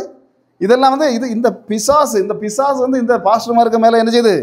அல்லேலூயா. பாருங்கள், கட்டுறது யாருங்கிறத வேதாகமம் தெளிவாக சொல்லுகிறது. வெளிப்படுத்தின விஷயம் 22 சொல்லுது, சாத்தானை ஒற்ற ஒரு தூதன். அப்போ அந்த நேரத்தில் தான் யார் கட்டப்படுவா? இந்த அந்தகார சக்தியை பிடிச்சி கட்ட முடியுங்கிறத வேதாகமம் நமக்கு தெளிவாக சொல்லுகிறது. அப்போ இந்த சக்தி என்ன செய்யும் அப்படின்னு சொன்னால், ஜெபம் செய்யும்போது ஜெபம் செய்ய விடாமல் பண்ணுறது எந்த சக்தி? இந்த சக்தி. இன்றைக்கி இங்கே மேலே ஆராதனைக்கு வந்திருக்கோன்னா என்ன செய்ய முடியாது? வர விடாமல் ஆக்குறதுக்கு எவ்வளவு பண்ண முடியுமோ அதை என்ன செய்யும்? பண்ணோம். நம்ம வீட்டிலேருந்து கிளம்புறதுக்கு முன்னே என்ன செய்யும்? ஒரு சின்ன மழை வரும், வெயில் வரும், காற்றடிக்கும், கரண்ட் போவோம். அப்போ இப்படிப்பட்ட காரியங்களை எல்லாம் கொண்டு செய்யும். பிறகு வேறு விஷயங்களையும் செய்யும். என்ன செய்யும் அப்படின்னா, புருஷன் வீட்டை விட்டு வெளியே போன உடனே சொல்லும், உன் புருஷன் தெற்கு வழியாக போகிறான், இனி பாரு வடக்கு வழியாக தான் திரும்ப வருவான். அந்த வடக்கு பக்கத்தில் தான் அந்த மேரிக்க வீடு இருக்குது, கொஞ்சம் கவனமாக இருந்துக்க. அப்போ என்ன, இவட வந்த உடனே நீ இந்த வழியில் போனவன், நீ அந்த வழியில் வாரானி என்ன செய்வா? சண்டைக்கு போவா. அப்போ அதே மாதிரி பார்த்தீங்கன்னா, அண்ணன்கிட்ட போய் என்ன செய்யும்? உன் தம்பி உனக்கு சொத்தில் 2 மம்பட்டி வெட்டி நான் எடுத்தாச்சு, காலையில் என்ன செய், போய் ஒரு கேஸை கொடுத்துரு, பல்லு தேய்க்காட்டாலும் போய் என்ன செய்யணும், ஒரு கேஸ் வெள்ளிச்சந்த ஸ்டேஷனில் நீ கொடுத்துரு, அப்போ தான் உனக்கு குடும்பத்தில் ரச்சு. அவன் என்ன செய்வான்? காலையில் எழும்பி ஒற்றை போக்கு போகும். அப்போ இந்த மாதிரிப்பட்ட காரியங்களை காதில் வந்து சொல்லக்கூடிய ஒரு அந்த அசுத்த சக்தி தான் எந்த சக்தி? அந்தகார லோகாதிபதிகளின் சக்தி. அப்போ பாருங்க, அடுத்தது நாலாவது ஒரு சக்தி இருக்குது. என்ன சக்தி? பொல்லாத ஆவி. இவங்களுக்கு, இந்த பொல்லாத ஆவிகளுக்கு ஒரே வேலை தான். மற்ற ஆவிகள் வந்து பல வேலை செய்துட்டு இருக்கோம், இதுக்கு ஒரே வேலை தான். என்னன்னா, தேவனுக்கு எதிராக மனுஷங்கிட்ட வந்து சொல்லும், மனுஷனுக்கு எதிராக தேவன்கிட்ட போய் என்ன சொல்லும். இப்போ யோபுவுக்கு எதிராக தேவன்கிட்ட போய் என்ன மல்லு கட்டினான்? யார் கட்டினா? என்ன சொன்னா? ஆமாம், போய் அப்படியே மனுஷனுக்கு எதிராக டைரெக்டாக தேவன் பக்கத்தில் போய் என்ன செய்வான்? இவனுக்குன்னு ஒரு இடம், அந்த இடத்துலையும் தேவனுக்கு பக்கத்தில் இவனுக்கு போய் நிற்கிறதுக்கு தேவன் ரைட்ஸ் கொடுத்துருக்கிறார். அதனால தான் இவன் என்ன செய்கிறான்? அங்கே போய் நிற்கிறான். பாருங்க, இந்த அசுத்த ஆவிகள் வந்து வெளிப்படுத்தின விஷயம் 12:7-8 சொல்லப்பட்டுகிறது. மிகாவேலும் அதன் தூதர்களும் யுத்தம் செய்து பெரிய யுத்தம் வானமண்டலத்தில் உண்டானது அப்படின்னு போட்டிருக்கு. அவங்க தள்ளப்படுவார்கள். அது தள்ளப்படும் காலம் வரைக்கும் இந்த அசுத்த சக்தி என்ன செய்துட்டு இருக்கோம்? போராடிட்டு இருக்கோம். யோபுவுக்கு விஷயத்தை பேசக்காக தேவன் பக்கத்தில் போய் நிற்கிறான். நின்னவன் மட்டும் இல்லை, ஆண்டவர் கேட்குறான், நீ எங்கே இருந்தடா? அவன் அடுத்த என்ன சொன்னான்? உலகத்தை சுற்றி பார்த்துட்டு வரேன் அப்படின்னு தானே சொன்னான். அப்படிதானே, இந்த உலகத்தை நான் சுற்றி பார்த்துட்டு வரேன். உடனே ஆண்டவர் சொன்னாரே, என் பிள்ளை உத்தமனும் சன்மார்க்கனுமான அந்த யோபுவை நீ பார்த்தாயா? பார்த்தேன் ஆண்டவரே. அப்போ பாரு, அவன் எவ்வளோ பெரிய நல்லவன் அப்படின்ட்டு ஆண்டவர் சொல்கிறாரு. அவன் எங்கே நல்லவன்? நீர் என்ன செய்திருக்கிற? சுற்றி வேலி போட்டு வச்சிருக்கிற. நீர் வேலியை பொழியும், அவனை நான் பொழிச்சு காட்டுறேன். அல்லேலூயா. தேவன் மனிதனுக்கு எதிராக தேவனோடு போராடுகிற ஒரு சக்தி. இனி தேவ விஷயங்கள் மனிதர்களுக்கிட்ட வந்து சேர்ந்துடக்கூடாது அப்படின்னு சொல்லி போராடுகிற ஒரு சக்தி. அல்லேலூயா. அப்போ பாருங்க, இப்படிப்பட்ட சக்தி இது ஜெபம் பண்ணும்போதும் சரி, மற்ற காரியங்கள் செய்யும் போதும் சரி, வீட்டில் அடி உண்டாக்கிக்கிட்டு சர்ச்சில் போய் அந்நிய பாஷையில் துள்ளுகிற பெண்களிடம் வியாபாரித்திருக்கிற சக்தி இது இந்த சக்தி தான். அல்லேலூயா. வீட்டில் பெரிய அடி உண்டாக்கி கெட்ட வார்த்தை, வாயில் வார்த்தையெல்லாம் கெட்ட வார்த்தையை பேசிக்கிட்டு அங்கே போயிட்டு நான் போயிட்டேன் சொல்லி சர்ச்சில் போயிருந்து பெரிய ஆராதனையும் துள்ளனும் அந்நிய பாஷையும் பேசினால் அந்த ஆளுகிட்ட இருக்கக்கூடிய சக்திக்கு பேர் தான் இந்த சக்தியை, இந்த அசுத்த சக்தியை ஜெயம் கொள்ளுகிறவர் தான் பைபிள் தெளிவாக சொல்லுகிறது. ஜெயம் கொள்ளுபவர். என்னது? வெளிப்படுத்தின ஜெயம் கொள்ளுவனுக்கு அநேக காரியங்கள் சொல்லப்பட்டிருக்கிறது. அப்படித்தானே? மகிமையின் கிரீடத்தை கொடுப்பேன், வெண்ணிற ஆடைகளை கொடுப்பேன். எல்லாமே இந்த சக்திகள். இந்த 4 விதமான துஷ்ட சக்திகளையும் என்ன செய்யணும்? ஜெயிக்கணும். ஜெயிச்சவனுக்கு மட்டும்தான் பரலோகத்தில் இடம். இந்த பூமியிலையும் அவன் உண்மையான ஒரு தேவ மனுஷனாக வாழ முடியும். அப்போ ஏன் இந்த சக்திகள் 4 சக்திகளும் சேர்ந்து, இது எதனால 4 சக்திகளாக சேர்ந்து நம்ம மனிதனை இது தாக்குகிறது அப்படின்னு சொன்னால், எசேக்கியேல் 28:12-17 வரைக்கும் நம்ம வாசித்தா தெரியும். இந்த சாத்தான் என்று சொல்லப்படக்கூடியவன் எதுக்காக உருவாக்கப்பட்டான்? தேவனை ஆராதிக்கிறதுக்காக மட்டும்தான். இப்போ கபிரியலோ இல்லை மிகாவேலோ தேவனை ஆராதிக்க உருவாக்கப்பட்டவர்கள் அல்ல. ஆனால் இவன் எப்படி? அவர்கள் வந்து ஆராதனை செய்தாலும் இவன் தான் ஆராதனைக்குரியவனாக உருவாக்கப்பட்டவன். இந்த லூசிபர்னு சொல்லப்படக்கூடியவன் அவனை தான். அவன் என்ன செய்கிறான் அப்படிங்கிறத ஏசாயா 14:13-15 வரை சொல்லுது. என்னன்னா, விண்ணுக்கு ஏறி தேவனின் சிங்காசனத்தின் மேல் நான் உட்காருவேன். அவன் தேவனுக்கு பக்கத்தில் இவன் இருந்ததுனால தான் இவனுக்கு அந்த ஆசை என்ன தருது? நாம என்னமோ இவருக்கு மேலே ஏறி சிங்காசனத்தில் இருக்கிறாமேங்கிற ஒரு ஆசை வருது. சரி, அவனை என்ன செய்தாரு? ஆண்டவர் தள்ளினார். அவன் பூமியில் வந்து விழுகிறான். அந்தகார சக்தியாக பல கோணங்களில் இவன் வேலை செய்கிறான். அப்போ அந்த இடத்துல யாரை படைக்கிறார் அப்படின்னு சொன்னால், ஆராதனை செய்ய யாரை படைத்தார்? மனிதனை படைக்கிறார். அப்போ இன்னொரு வானதூதன் அல்ல ஆண்டவர் படைத்தது. அப்போ திரும்ப இவன் விழுந்து போன இடத்துல நமக்கு இனி ஆராதனை செய்கிறதுக்கு மனிதன் வேணும். அப்போ மனிதனை நம்ம படைப்போம் அப்படின்னு சொல்லி அவர் மனிதனை படைக்கிறார். அப்போ போராட்டம். இந்த சாத்தானுக்கு தன்னுடைய இடத்தை பிடித்து கொண்ட ஆள் யாரு? மனிதன் தான். இல்லைன்னா இப்போ அவனுக்கு வந்து ஒரு மிகாவேல் மேலேயோ இல்லை ஒரு காப்ரியல் மேலேயோ இல்லை மற்ற வானதூதர்கள் மேலேயோ அவனுக்கு எந்த எரிச்சலோ கோபமோ கிடையாது. மனிதருக்கு மேலே ஏன் கோபம் வந்தோன்னா, இவனுக்கு இடத்தை பிடித்து கொண்டது யார் தான்? இப்போ மனிதன் பிடித்தா. அப்போ அவனை என்ன செய்யக்கூடாது? கண்டிப்பாக இந்த தேவனை வணங்க விடக்கூடாது. அப்போ தேவனை நீ வணங்காதன்னு சொன்னால் நம்ம வணங்காமல் இருப்போமா? என்ன வணங்குனீன்னு பிசாசு சொன்னால் நம்ம வணங்க மாட்டோமா? வணங்க மாட்டோம். நம்ம பிசாசு வந்து நம்மகிட்ட நீ என்ன ஆராதி என்ன வணங்குன்னு. ஆனால் அவன் அதுக்கு என்ன செய்கிறான் அப்படின்னா, தேவனை வணங்க விடாமல் அந்நிய சக்திகள் பேரில், அப்படிதான் இயேசுக்கு அம்மாவாக இருக்கட்டும் இல்லை புனிதர்களாக இருக்கட்டும், ஏதாவது ஒரு சக்திகளை திருப்பி விட்டு அங்கே அற்புதம் நடக்கிறீங்க அதையும் கூட ஆராதின்னு சொல்லும்போது அந்த ஆராதனை யாருக்கு போகும்? பிசாசு. தேவனுக்கு இல்லாத எல்லா ஆராதனையுமே யாருக்கு உள்ளது? சாத்தான். அப்போ ஆட்டோமேட்டிக்காக அந்த ஆராதனை எல்லாம் அவனுக்கு போயிடுது. அதனால தான் அவன் ஏன் இப்படி எல்லாம் வஞ்சிக்கிறான், எப்படி வஞ்சிக்கிறாங்கிறதுக்கு தெளிவான விடைகள். அப்போ பாருங்க, வேதாகமத்தை பொறுத்த வரைக்கும் இந்த வஞ்சனைகளையெல்லாம் நீங்கள் விழுந்துடாதுங்க அப்படின்னு சொல்லி எக்காலம் முழங்கினதாட்டு வேதாகம் சொல்லுது. எப்படி எக்காலங்கள் வெளிப்படுத்தின விசேஷத்தில் ஒரு 7 எக்காலங்கள் சொல்லப்படுகிறது. அப்போ அந்த எக்காலங்களை பற்றி மட்டும் ஒரு 10 நிமிஷம் பேசிட்டு நம்ம இன்னைக்கு என்ன செய்ய போகிறோம்? அவன் முடிக்க போகிறோம். அல்லேலூயா. அப்போ எக்காலங்கள் இந்த ஆவி, இந்த அசுத்த மண்டலங்களுக்கு எதிராக போராட எப்படிப்பட்ட எக்காலங்கள் முதல்ல ஊதப்பட்டது, எப்படிப்பட்ட எக்காலங்கள் பேசப்பட்டது அப்படிங்கிறத பற்றி நம்ம தெளிவாக வேதாகமத்தில் பார்க்கலாம். அதில் ஒரு விஷயம் மட்டும், இப்போ எக்காலங்கள் சொல்லும்போது 3 விதமான எக்காலங்கள். ஒன்று பழைய ஏற்பாட்டு எக்காலங்கள். என்ன எக்காலம்? பழைய ஏற்பாட்டு எக்காலம். அடுத்தது புதிய ஏற்பாட்டு எக்காலங்கள். இனி கடைசி காலங்களில் ஊதப்படும், வெளிப்படுத்தின விசேஷத்த காலத்தில் ஊதப்படுகிற எக்காலங்கள். அப்படி 3 வகையான எக்காலங்களை வேதாகமம் தெளிவாக சொல்லுது. அதில் பார்த்தா முதல் எக்காலம் எது அப்படின்னா எண்ணாகமம் 10வது அதிகாரம் 1லேருந்து 10 வசனங்கள் வரைக்கும் பார்த்தா நம்ம அதை படித்தா இப்போ நேரம் போயிடும். அதில் என்னென்னா எக்காலம் செய்யணும், எதை கொண்டு செய்யணும் அப்படின்னு சொன்னால் அந்த வசனங்களை நீங்கள் எடுத்து பார்த்தீங்கன்னா தெரியும். வெள்ளி கொண்டு என்ன செய்யணும்? எக்காலங்களை செய்யணும். அப்போ சபை கூடி வரும்போதும் பாளையம் வரும்போதும் போருக்கு புறப்படும் போது நீ என்ன செய்யணும்? அதை எக்காலத்தை ஊதணும். சரி, அப்போ அந்த வெள்ளி எங்கே இருந்து வருகிறது அப்படின்னு கேட்டால் யாத்திராகம் 30:12 சொல்லுகிறது, மீட்கும் பொருளாக ஒவ்வொருத்தனும் என்ன செய்யணும்? கொண்டு வெள்ளியை தன்னுடைய பாவத்திலிருந்து மீட்கும் பொருளாக கொண்டு என்ன செய்யணும்? வெள்ளியை கொடுக்கணும். ஆனால் வெள்ளியை கொடுக்கணும்னாலும் சாதாரணமாக கொடுக்க முடியாது, அரை சேக்கல் வெள்ளி தான் ஒவ்வொருத்தரும் கொடுக்கணும். நான் 10 கோடி ரூபா பணம் வச்சுருக்கேன், அதனால் ஆண்டவரை நான் ஒரு 1 கிலோ வெள்ளியை கொண்டு வைக்கணும்னு சொன்னாக்கி அவர் என்ன செய்ய மாட்டார்? ஆண்டவர் ஏற்றுக்கிட மாட்டார். அப்போ அதே போல் ஒருத்தன் நான் பனையார தொழிக்கு போகிறேன், இல்லை ஒரு நாற்று நடுக்கு தான் போயிட்டுருக்கேன், நான் கொஞ்சம் தான் தருவேன் ஆண்டவரே, ஒரு என்ன செய்ய ஒரு 1/4 கிலோ மட்டும் நான் தரேன், 1/4 சேக்கல் மட்டும் தரேனாலும் அதுக்கு ஆண்டவர் என்ன செய்ய மாட்டார்? நீ பணக்காரனாக இருந்தாலும் சரி, நீ பெரிய கோடீஸ்வரனாக இருந்தாலும் சரி, 2 பேரும் கொண்டு வர வேண்டியது அரை சேக்கல் வெள்ளி கொண்டு வந்து ஆகணும். அதுதான் மீட்கும் பொருள். அந்த வெள்ளியில் தான் என்ன செய்ய முடியும்? இந்த எக்காலம் செய்ய முடியும். இதை எக்காலம் ஊதலைன்னா வாரவன் ரோட்டில் வரவன் போகிறவன் எல்லாம் ஊதிட்டு போயிடலாமா அப்படின்னு கேட்டால் என்ன செய்ய முடியாது? எல்லாவனும் அங்கே ஊத முடியாது. அதுக்கு தேவன் என்ன செய்யலை? அனுமதி கொடுக்கலை. அப்போ அது யாருக்கு கொடுத்தார் அப்படின்னு கேட்டால் லேவியர்களுக்கு கொடுத்தார். ஆரோன் குலத்திலிருந்து வந்த லேவியர்கள் மட்டும்தான் என்ன செய்ய முடியும். அப்போ அதனால் வாரவனும் போகிறவனும் ரோட்டில் போகிறவனும் தோலனும் துருத்தி என்ன செய்ய முடியாது? ஊத முடியாது. அப்போ சரி, அப்போ லேவிகிட்ட ஊதுக்கு ஆண்டவர் கொடுக்குறார். ஆனால் லேவி இப்படிப்பட்டவனாக இருந்தான் அப்படின்னு கேட்டால் ஆதியாகமம் 49:5 சொல்லுது, சபிக்கப்பட்டவனாக இருந்தான். எத்தனை? ஆதியாகமம் 49:5 வாசிங்க.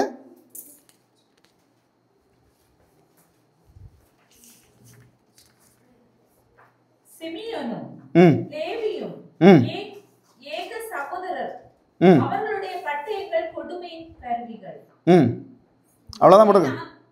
என் ஆத்துமாவே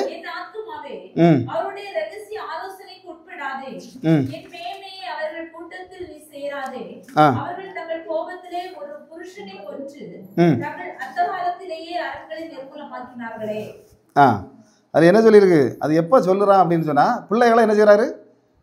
ஆசீர்வதிக்கிறதுக்காக கூப்பிடுறாரு. அப்படித்தானே? எத்தனை பிள்ளைகள் இருந்தாங்க யாக்கோபுக்கு? 12 பிள்ளைகளையும் இவர் என்ன செய்யாரு?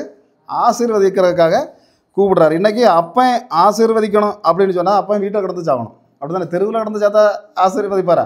ஆசீர்வதிக்க முடியுமா? இல்லை, நான் சொல்லுவேன் என்னென்னா அப்பன் வீட்டில் கடந்து செத்தா தான் பிள்ளைகளை என்ன செய்ய முடியும்? ஆசீர்வதிக்க முடியும். அனாத ஆசிரமத்தில் கடந்து செத்தாருன்னா பிள்ளைகளை ஆசீர்வதிப்பார் அவர் என்னைக்காவது? இப்போ இவருக்கு ஆசை, இவர் ஒரிஜினல் வீட்டில் கடந்து தான் சாவுவார். அப்போ அதனால தான் சாவ போகிற காலத்தில் பிள்ளைகளை கூப்பிட்டு என்ன சொல்லார்? ஆமாம், அதை நம்ம இன்றைக்கி இப்போ யூத் மீட்டிங்லேயும் பேசக்கூடிய ஒரு வசனமாக இது. என்ன செய்யணும்? கண்டிப்பாக அப்பன் சாக வேண்டியது வீட்டில் தான், ரோட்டில் இல்லை, ஐசியூவில் இல்லை, வென்டிலேட்டரில் இல்லை. எங்கே சாகணும்? வீட்டில் கடந்து சாகணும். நம்ம நிம்மதியாக செத்தா நிம்மதியாக பிள்ளைகளை ஆசீர்வதிச்சுட்டு அவள் சாவான். அப்போ பாருங்கள், அப்போ சாகும்போது தான் 12 பிள்ளைகளை கூப்பிடுறாரு. கூப்பிட்டுட்டு ஒவ்வொருத்தருக்காக ஒவ்வொரு ஆசீர்வாதங்களை கொடுக்குறாரு. சில மணி ரூபனுக்கெல்லாம் சில சாபங்கள் கொடுத்தார். அப்படி தானே? அப்போ கொடுத்துக்கிட்டு இருக்கும்போது திடீர்னுட்டு இவனால் பிடிச்சாச்சு. யார? லேவியையும் சிமியோனையும் பிடிச்சிட்டு சொல்கிறாரு. என்ன சொல்கிறார் அப்படின்னா, இவன் வீட்டுக்கு கல்யாணத்துக்கு எவனும் போகக்கூடாது, இவனுக்கு திறப்பு விழா நடத்தினா என்ன செய்யப்படாது? நீங்கள் யாரும் இவன் சடங்கு வச்சாலும் என்ன செய்யப்படாது? நீங்கள் பாதுகாப்பு வச்சாலும் ஒரு பயலாம் என்ன செய்யப்படாது? போகக்கூடாது. இவனுக்கு நீ காடு கூட என்ன செய்யப்படாது? வைக்கக்கூடாதுன்னு சொந்த தகப்பன் மற்றவங்களை பார்த்து சொல்கிறாரு. அப்போ பாருங்கள், சாபம் போடுறதுக்கு என்ன காரணம்? எதனால சாபம் போட்டார்? இவனுக்கு 2 இருக்கு. ஏன் இந்த பெரிய சாபம் வந்தது அப்படின்னு சொன்னால் அதுக்கு என்னத்தினால சாபம் வந்தது அப்படின்னா, யாக்கோபுக்கு ஒரு மகள் இருந்தா. என்ன மகள்? ஆமாம், மகளுக்கு பேர் என்னென்னா தீனாள். அப்படி தானே? அவள் எப்படிப்பட்டவ அப்படின்னு சொன்னால் என்ன செய்வா? வாயில் நல்லா சாயத்தையும் பூசிக்கிட்டு, ஆமாம், நல்லா கொஞ்சம் 1 லிட்டர் போல் மேலே என்னத்தை வாரி ஊற்றிக்கிட்டு, சாயத்தையோ இல்லை பெயிண்டையோ வாரி ஊற்றி மாட்டியோ வேறு என்னதெல்லாம் மாட்ட முடியுமோ எல்லாத்தையும் மாட்டிக்கிட்டு அப்படியே தோளில் தூக்கி ஒரு துண்டையும் போட்டுக்கிட்டு, துண்டு இல்லை பேக்கை, அப்படி தானே, பேக்கை தூக்கி போட்டுட்டு ஒத்த நடை. எங்கே நடந்தா அப்படின்னா கானான் தேசத்து பெண்களை பார்க்க நடந்தா இவ. ஆமாம், இவ ஊர் சுற்று ஆள். அப்போ ஒரு நாள் இங்கே போவா, ஒரு நாள் அங்கே போவா. திடீர்னு தப்பு பண்ணுறதுன்னா, அப்போ நான் எங்கே போகிறேன்? கானான் தேசத்து பிள்ளைகளாக என்ன செய்துட்டு வரேன்? ஒரு ரவுண்டு பார்த்துட்டு வரேன்னு சொல்லி ஸ்டைலாக என்ன செய்தா இவ கிளம்பி போன. அப்போ இடையில ஒருத்தர் இருந்தான், ஏலியின் குமாரன் ஏமோரனுடைய குமாரன் சீகன். ஆமாம், அவன் என்ன செய்தான்? அக்காளை பிடிச்சிட்டு போயிட்டான். அவள் பிடிச்சிட்டு போயிட்டான். அங்கே பார்த்தா என்ன இவனுக்கு அவளுக்கு மேலே ஒரு கறக்கம் வந்தது. இவன் கொண்டு போயிட்டான், தீட்டுப்படுத்தினான் அப்படின்னு போயிட்டுருக்கு. அப்போ தீட்டுப்படுத்தியாச்சு. கடைசியில் அக்காவை திரும்ப இங்கே அனுப்புனாங்க. இல்லை, அக்காவை அங்கேயே வச்சுக்கிட்டாங்க. என்ன செஞ்சிட்டாங்க? தீனா அங்கே தான் இருக்கா, அங்கே கானானியர்கள்கிட்ட இருக்கா.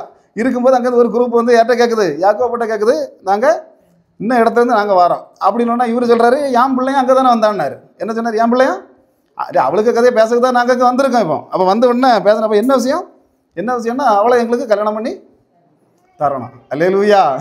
கல்யாணம் பண்ணி தந்தோடனே அவனுக்கு சாக்காகி போச்சு. என்னடா இது, இவா தூக்கி போட்டு போன லட்சணத்தை பார்த்தோன்னே இவனுக்கு புரிஞ்சு போச்சு, இவன் எங்கேயோ போய் நாசமான உளத்தான் போகிறா அப்படின்னு நினச்சிக்கிட்டு இருந்தாங்க. அவன் ஒரு வார்த்தை சொன்னான், நான் வந்து முடிவெடுக்க முடியாது, எனக்கு பயக்க ஒரு 10-12 பயல்வ இருக்கான், இவனு வந்து தான் என்ன செய்ய முடியும், என்ன முடிவும் எடுக்க முடியும். அவனை கட்டி தரனாலும் சரி, கட்டி கொடுக்கக்கூடாதுன்னு சொன்னாலும் சரி, அது யார் தான் செய்யணும், அந்த பயக்கம் வந்து தான் செய்யணும். அப்போ சரி பயம் மாதிரி வந்தானுவன். வந்தோடனே சொன்னான், இப்படியே நம்ம தங்கச்சி தீட்டுப்பட்டாச்சு, ஒன்று நம்பர் 1. ரெண்டாவது வந்து அந்நிய ஜாதி அவங்க இப்போ என்ன செய்கிறாங்க, அங்கே உள்ள பிரபுக்கு நம்ம பிள்ளைய கட்டி கேட்குறாங்க. அப்போ நான் என்ன செய்யணும் அப்படின்னா அவனும் ஒரு டிமாண்டை தான் வச்சான். அவனை ரெண்டு வரும், மற்றவனெல்லாம் பிரச்சனை இல்லை. ஏன்னா இப்போ ரூபனும் இந்த தீனாளுக்கு கூட பிறந்தவன் தான், அந்த தாய்க்கு வயதில் பிறந்தவன் தான். அதே போல் இவனும் 2 பேரும் யாருக்கு வயதில் பிறந்தவன், லேவியும் சிமியோனும் கூட அந்த கூட பிறந்தது ஒரே தாய் வயிற்றில் பிறந்தவங்க இவங்க. மற்றவங்க எல்லாம் அப்படி இல்லை, மற்ற மீதி உள்ளவங்க எல்லாம் வேற அப்படி தானே, ராகேலுக்கு பிறந்தவங்க, இவங்க எல்லாம் லேயாளுக்கு பிறந்தவங்க. அப்போ இவனுக்கு கொஞ்சம் கூட வரும், இந்த 2 பயங்களுக்கும் நம்ம தங்கச்சியா என்ன பண்ணிட்டான், கொண்டு போய் நாசப்படுத்திட்டானே இவன். அப்போ என்ன செய்யலாம், இவன் தந்திரமாக ஒரு கதை சொன்னான். என்ன சொன்னான், நாங்கள் எப்படி விருத்த சேதனம் செய்திருக்கோமோ அதுபோல் நீங்கள் விருத்த சேதனம் செய்தால் தான் அவங்கள என்ன செய்வோம், அப்படி செய்வான்னு சொன்னோன்னா இவங்களுக்கு சந்தோஷம். அப்போ விருத்த சேதனம் செய்துட்டா ஒரு சின்ன ஆப்ரேஷன் தானே, அப்படி தானே, ஒரு சின்ன ஆப்ரேஷன். அப்போ அந்த சின்ன ஆப்ரேஷனை நம்ம பண்ணி முடிச்சிட்டோம்னா நமக்கு பிள்ளை கிடச்சிடும், நம்ம இங்கேருந்து அங்கே பொண்ணு கொடுக்கலாம், அங்கேருந்து இங்கே பொண்ணு எடுக்கலான்னு சந்தோஷத்தில் இவங்க என்ன செய்தாங்க, அங்கேருந்து குரூப் போட்டு இங்கே வந்துட்டாங்க.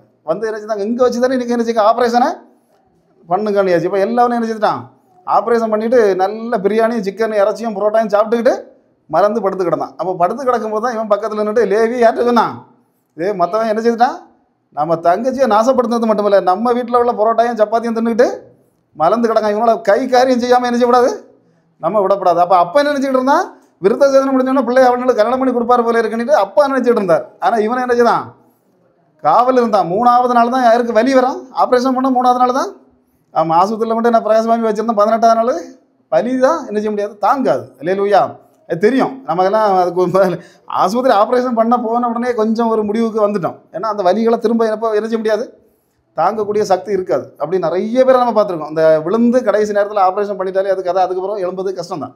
பாருங்க, இதே மாதிரி இந்த 3 நாளாக என்னது, 3 நாள் கழிச்சு தான் அந்த ஆப்ரேஷன் பண்ண வலி என்ன செய்யும், இவனுக்கு வரும். அப்போ அவனுக்கு தெரியும் 3 நாள் கழிச்சு இவனை எழும்பிக்கிடாமல் கிடப்பான். அந்த நேரத்தில் வெட்டுனா ஒரு பயலை தப்பி வைக்க விடாமல் என்ன செய்யலாம், வெட்டலாம் அப்படின்னு சொல்லி இவனை 2 பேரும் என்ன செய்தான், கையில் வாழை எடுத்தான். தன் பட்டயங்களை எடுத்தார்கள். எடுத்து லேவியும் அந்த சிமியோன்னு சேர்ந்து வெட்டி அறிந்து தள்ளினதில் கிட்டத்தட்ட ஏகப்பட்டவர் அப்படி தானே, கிட்டத்தட்ட 3000 பேர் என்னதோ அதில் மடிந்தார்கள் போட்டிருக்கு. அப்போ தான் இந்த அப்பா என்ன செய்தான், தலையில் துணியை தூக்கி போட்டான். அப்போ என்ன நினச்சிட்டு இருந்தது, இவ்வளோ நாளைக்கு அடுத்த மேரேஜ் நடக்கும்போது நாளை கழிச்சா கல்யாண வீடு நம்ம வீடு அப்படின்னு நினச்சிட்டு இருக்கும்போது இந்த வீடு என்ன வீடாகி போச்சு, இளவு வீடாக மாறினது. அல்லேலூயா.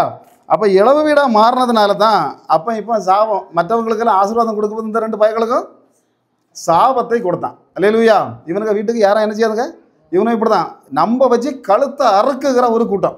அதனால் இந்த கூட்டத்துக்கு வீட்டுக்கு இவனை பாதுகாப்பு வச்சாலும் சரி, கல்யாணம் வச்சாலும் சரி, பிறந்த நாளாக இருந்தாலும் சரி, பர்த்டே பார்ட்டியாக இருந்தாலும் சரி, என்ன செய்யக்கூடாது, ஒருத்தரம் பாக்கி உள்ள ஒரு பயனாங்க போகக்கூடாது அப்படின்ட்டு சொந்த அப்பனாலேயே சாபம் கொடுத்தவனை தான் தேவன் சொல்கிறாரு, நீ தான் என்ன செய்யணும், எனக்கு எக்காலத்தை சாபம். நம்ம நினச்சிருப்போம் நம்ம அவ்வளவு பேரும் சாபம் போடலாம். ஆனால் ஆண்டவர் சொல்கிறாரு, எக்காலம் ஊத வேண்டிய ஆள் யார் தான், நீ தான் ஊதணும். எவன் வேணாலும் சாபம் போட, அப்போ சாபம் போடட்டு, அம்மா சாபம் போடட்டு, ஆண்டி சாபம் போடட்டு, நீ தான் எனக்கு என்ன செய்யணும், எக்காலத்தை ஊதணும். அல்லேலூயா. பாருங்க, அப்பனுடைய சாபத்தை எல்லாம் தகர்த்தறிந்த ஒரு தேவன் உண்டு. அதான் சொல்கிறேன், இன்னைக்கு இந்த இடத்துல தேவன் எவ்வளவு பெரிய சாபமாக இருந்தாலும் சரி அவர் தகர்த்தறிவார். அல்லேலூயா. அப்போ பாருங்க, இப்போ என்னத்தினால அந்த சாபம் அவனை விட்டு நீங்கினது அப்படின்னு சொன்னால், தேவனை இஷ்டப்பட்ட ஒரு காரியத்தை அவர்கள் செய்தார்கள். என்ன காரியம் செய்தாங்க, என்ன காரியம் செய்தாங்க, அல்லேலூயா. இப்போ முறையாட்டு மோசே கற்பலை வாக்கு மேலே போகிறார். என்னதாங்க, 2 முறை போனார், அதில் முதல் முறை போகிறார். அப்போ மேலே போய் என்ன செய்கிறார், ஆண்டவர் 10 கற்பனை எழுதின கற்பலையை இவன் கையில் கொடுத்தாச்சு. அப்போ அங்கேருந்து அவர் என்ன செய்கிறாரு, இறங்கி வருகிறார். அப்போ இறங்கி வரும்போது கீழே என்ன அல்லேலூயா சத்தம் கேட்கணும், ஆனால் அரோகரா சத்தம் கேட்கும். என்ன சத்தம், ஆமாம், அல்லேலூயா சத்தம் போய் அரோகரா சத்தம் கேட்கும். கும்பாபிஷேகம் நடக்கும். அப்போ உடனே தானே இவனுக்கு இது என்னடா சத்தம் அப்படின்னு யோசுவாட்ட கேட்டபோது யோசுவா ஒரு வார்த்தை சொன்னார். என்ன வார்த்தை சொன்னார் அப்படின்னு சொன்னால், இது ஜெயிக்கிற சத்தமும் இல்லை, தோக்கிற சத்தமும் இல்லை, இடப்பட்ட ஒரு மோசமான சத்தம். அப்போ கீழே வந்து பார்க்கும்போது அவன் அழகாக சத்தம் போட்டுட்டு இருக்கான், எங்களை எகிப்திலிருந்து கொண்டு வந்த கண்ணுக்குட்டியே ஆமாம் நீ வாழ்க, அல்லேலூயா.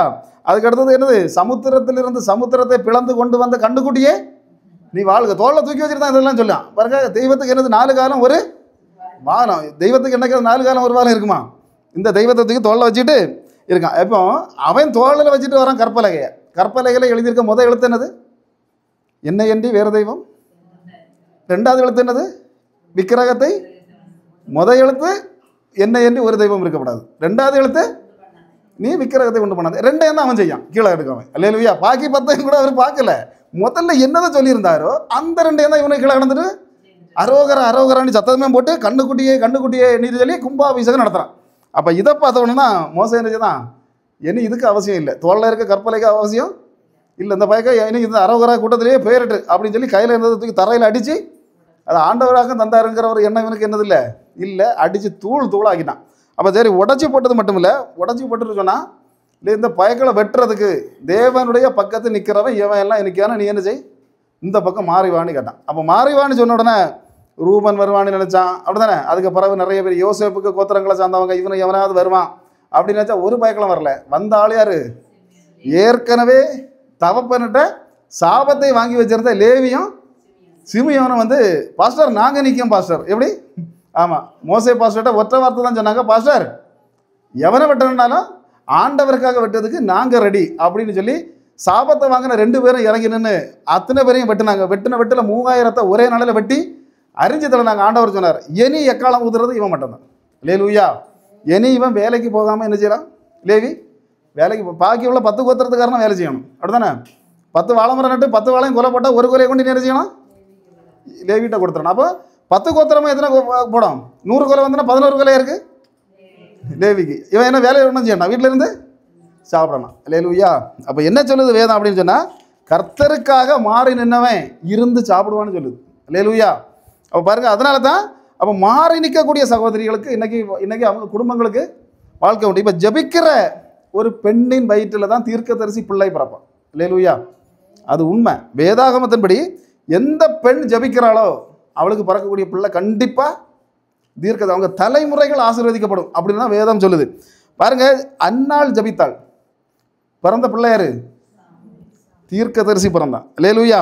இல்லாமல் டிவி பார்த்துட்டு இருக்கவங்களுக்கு வயத்தில் பிறக்குது தீர்க்கதரிசியாட்டு இருக்காதுன்னு சொல்லுது வேதம், லேலூயா. என்ன செய்யாது, இப்போ ஜபிக்கிறவளுக்கு பிள்ளை வந்து தீர்க்கதரிசியாக இருக்கும், ஆனால் டிவி பார்க்குறக்க பிள்ளை ஒரு நாளும் தீர்க்கதரிசியாக இருக்காது. அது அசுத்த ஆவியில் உள்ள பிள்ளையாக தான் அது பிறக்கும், அப்படி தான் இருக்கும். பாருங்கள், பாஸ்டர் பரியாசம் பண்ணார் அதனால், எப்படி இப்போ குடிச்சிட்டு இருக்கா, நீ குடிச்சிட்டு இல்லையாம்மா இருக்கா அப்படின்னு பாஸ்டர் பரியாசம் பண்ணார். ஆனால் பாஸ்டருக்கு பிறந்த பிள்ளைகள் 2, ஏலிக்கு பிறந்த பிள்ளைகள் எப்படி இருந்து, துன்மார்க்கமாக இருந்தது, அல்லேலூயா. பரியாசம் பண்ண பாஸ்டருக்கு கூட ஏலி நல்லவர் தான், ஆனால் பரியாசம் பண்ணார். பரியாசம் பண்ண பாஸ்டருக்கு பிள்ளைகள் எப்படி இருந்தது, சர்வநாசமாக இருந்தது. 2 அதிகாரங்கள் தான் அந்த பிள்ளைகளுக்கு வாழ்க்கை வரலாறு வருது.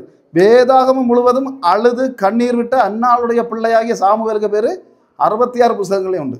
என்னது, அதுதான் தீர்க்க தரிசனம். அப்போ ஜபிக்கிறவளுக்கு என்ன செய்யும், அப்போ இன்னைக்கு இங்கே இருந்து இறங்கி போகும்போதே நம்மளுடைய வாழ்க்கையுடைய கம்ப்ளீட் டோட்டல் என்ன செய்யணும், மாறணும். நம்முடைய டைம் டேபிளே மாறணும்.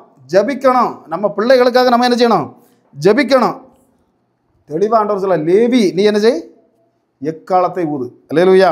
பாருங்க, எக்காலத்தை எப்போ எல்லாம் ஊதணும்னா அதுக்கெல்லாம் பயங்கர அதிசயமான காரியங்கள். சபை கூடி வரும்போது ஊதணும், பாளையம் புறப்படும் போது ஊதணும், போருக்கு போகும்போது ஊதணும், பண்டிகை நாட்களில் நீ என்ன செய்யணும், ஊதணும், ராஜாக்களை அபிஷேகம் பண்ணும்போது ஊதணும், தேவ ஆராதனை நடக்கும்போது ஊதணும். ஒரு ரூபன் கோத்திரக்காரனும் ஊத முடியாது, வேற எந்த கோத்திரக்காரனும் ஊத முடியாது. லேவி கோத்திரத்தை சார்ந்தவன் ஊதணும். லேவி கிட்ட இன்னொரு விஷயத்த சொன்னார், 25:7 தேவன் தெளிவாக சொன்னார், ஒரு 7 வருஷமாக எண்ணணும். எப்படி எண்ணணும், 7 வருஷம் எண்ணணும். அப்படி 7 வருஷத்தை 7 முறை எண்ணணும். அப்போ 7 7 எத்தனை, 7 7 எத்தனை, 49வது வருஷத்தில் நீ எக்காலத்தை ஊதணும். என்ன செய்யணும், 7 வருஷத்துக்கு ஒரு முறையும் ஊதணும். இப்படி 7 7 எண்ணி 49வது வருஷம் வரும். 7வது 7 × 7 எத்தனை, 49. 49வது வருஷத்தில் நீ என்ன செய்யணும், திரும்பவும் எக்காலத்தை ஊதணும். எக்காலத்தை ஊதின பிறகு ஒரு பையன் என்ன செய்யக்கூடாது, இந்த உழவு இதெல்லாம் தூக்கிட்டு நீ என்ன செய்யக்கூடாது, அங்கே போய் உழவு செய்ய போகக்கூடாது. ஏன்னா அது வந்து அந்த வருஷம் முழுசும் நிலத்துக்கு ரெஸ்ட்டு. என்ன செய்யணும், நிலத்துக்கு ரெஸ்ட் கொடுங்க. நீங்கள் அங்கே போய் பயிர் போடக்கூடாது, விதைக்கக்கூடாது, அல்லேலூயா. அப்போ அங்கே சில விஷயங்கள் சொல்லப்பட்டிருக்குது. என்ன அப்படின்னா, அந்த எக்காலம் ஊதும்போது லேவியராகமம் 25:15 எவன் எவன் இவ்வளவு நாளும் அடிமையாக பிடிக்கப்பட்டிருந்தானோ அவனுக்கு விடுதலை. அல்லேலூயா. இன்னைக்கு தெளிவாக ஆண்டவர் சொல்கிறாரு, இவ்வளவு நாளும் நம்ம எந்த விஷயத்தில் ஒருவேளை கடனுக்குள்ள அடிமையாக இருக்கலாம், வேற ஏதாவது ஒரு காரியத்தில் நம்ம அடிமையாட்டு இருந்துட்டு இருக்கலாம். இந்த வசனத்தின்படி தேவன் தெளிவாக சொல்கிறது என்னன்னா, இனி ஒரு விடுதலை, அடிமைத்தனம் இல்லை. அடுத்தது அதில் சொல்லப்பட்டிருக்கு, அந்த வசனத்தில் தானே கீழே சொல்லப்பட்டிருக்கு, காணியாட்சி காணியாட்சி உனக்கு வரும். காணியாட்சின்னா அது என்ன அப்படின்னு சொன்னால், ஒருத்தனுக்கு சொத்தை என்ன செய்திருவான், மற்றவன் பறிச்சுட்டு போயிடுவான். ஏன்னா அவன்கிட்ட இவன் கடன் பட்டிருப்பான். அதை என்ன செய்யணும், அதை வந்து அவன் பறிச்சுட்டு போயிருப்பான். அப்போ அவன் பறிச்சுட்டு போனவன் அந்த நிலத்தை என்ன செய்திருவான், இவன்கிட்ட 49வது வருஷம் வரும்போது திரும்ப கொடுக்கணும். அல்லேலூயா. அப்போ நம்ம காரியங்கள் நம்மக்கிட்டேருந்து எதெல்லாம் போயிருக்கோ அதெல்லாம் திரும்ப வரக்கூடிய நாட்கள் என்ன. அல்லேலூயா. அதுபோல் ஜனங்களுக்கு அதுக்கு அடுத்து இன்னொன்று பட்டிருக்கு, யார் கடன் பட்டிருப்பானோ அந்த கடன் முழுவதும் என்ன செய்யப்படும், தள்ளுபடி ஆகக்கூடிய ஒரு நாள். அப்போ பாருங்கள், எல்லா விஷயங்களும் மாறி நம்மளை உயர்த்துகிற ஒரு எக்காலம். அல்லேலூயா. இனி அடுத்த எக்காலத்தெல்லாம் பற்றி பேசணும்னு சொன்னால் நிறைய நேரம் ஆகிப்போம். அதனால் இதோட இன்னைக்கு என்ன செய்வோம், முடிப்போம். அப்போ என்னென்னா, இந்த அசுத்த ஆவிகள், இந்த 4 விதமான அசுத்த ஆவிகள் எப்படி போராடுகிறது, எதற்காக போராடுகிறது, அதை ஜெயிக்கணும்னா என்ன செய்யணும். அப்போ ஜெயிக்கிறதுக்கு ஊதப்பட்ட எக்காலங்களில் முதல்ல பழைய ஏற்பாடு எக்காலங்களை பற்றி மட்டும் நம்ம இப்போ பார்த்துருக்கோம். இனி அடுத்த வாரத்தில் புதிய ஏற்பாட்டின் எக்காலங்கள், அதுக்கு அடுத்தது இனி ஊதப்படக்கூடிய வெளிப்படுத்தின விசேஷத்தின் எக்காலங்கள், இதுகளை பற்றி நம்ம தெளிவாக பார்க்கலாம். அல்லேலூயா. கர்த்தர் தாமே இந்த வார்த்தைகளை பரிசுத்தப்படுத்துவாராக. ஆமென்.